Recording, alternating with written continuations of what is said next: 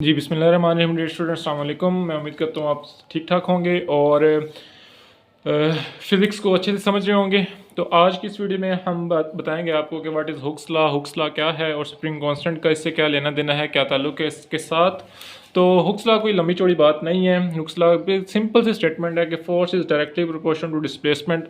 अगर आप simple harmonic motion में हुक्स लॉ की बात करते हैं तो सिंपल हार्मोनिक मोशन जो 10 ईयर फिज़िक्स का पहला चैप्टर है, टॉपिक है, इंतहाई आसान टॉपिक है। उसमें हुक्स लॉ को सबसे पहले हम हुक्स लॉ ही पढ़ते हैं, जैसा कि mass attach to a spring से बंधे हुए मैस की मोशन में सबसे पहली स्टेटमेंट हमारे पास हुक्स लॉ की आती है।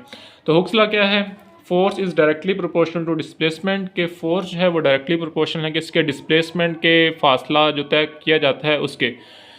इसको अगर आसान भाषा में, आसान ज़ुबान में बात करें तो क्या मतलब है कि आप जितनी फोर्स लगाएंगे बॉडी जो है उतना ही फासला तय करेगी। लेट्स सपोज ये मेरे पास पेंसिल है, मैं इसके ऊपर फोर्स थोड़ी सी लगाता हूँ, ये थोड़ा सा फासला तय करेगी।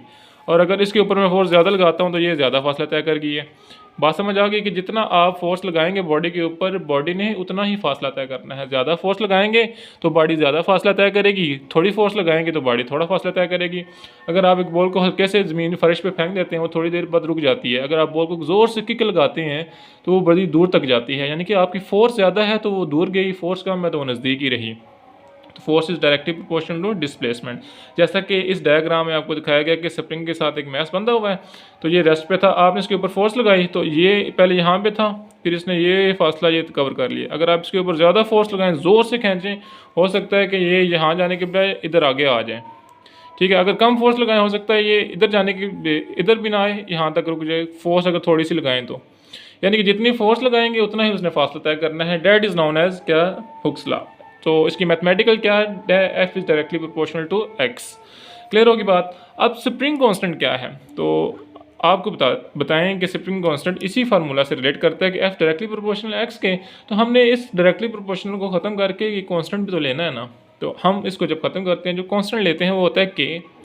और के देखें, ये के आ गया कांस्टेंट, और एक्स इधर मल्टीप्लाई और एफ के साथ उधर जाके क्या हो जाएगा? डिवाइड हो जाएगा। तो ये फार्मूला हमारे पास बन जाएगा, K is equal to F over x.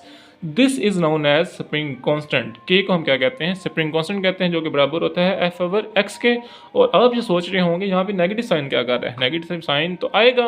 क्यों आएगा? क्योंकि जब आप फोर्स लगाएंगे बॉडी के ऊपर तो बॉडी आपकी फोर्स की अगेंस्ट मूव करना चाहेगी, लेकिन आपकी फोर्स ज़्यादा होने की वजह से आपकी डायरेक्शन में जाएगी।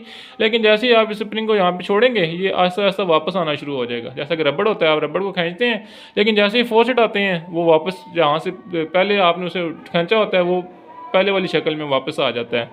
इसका मतलब क्या हुआ कि वो बॉडी जो है वो आपकी फोर्स के अगेंस्ट चलेगी। तो इस वजह से ये साइन जो आता है नेगेटिव होता है, और इसको हम क्या कहते हैं? स्प्रिंग कांस्टेंट कहते हैं। K is equal to F over X. मैं उम्मीद करता हूँ आपको समझ आ गई होगी।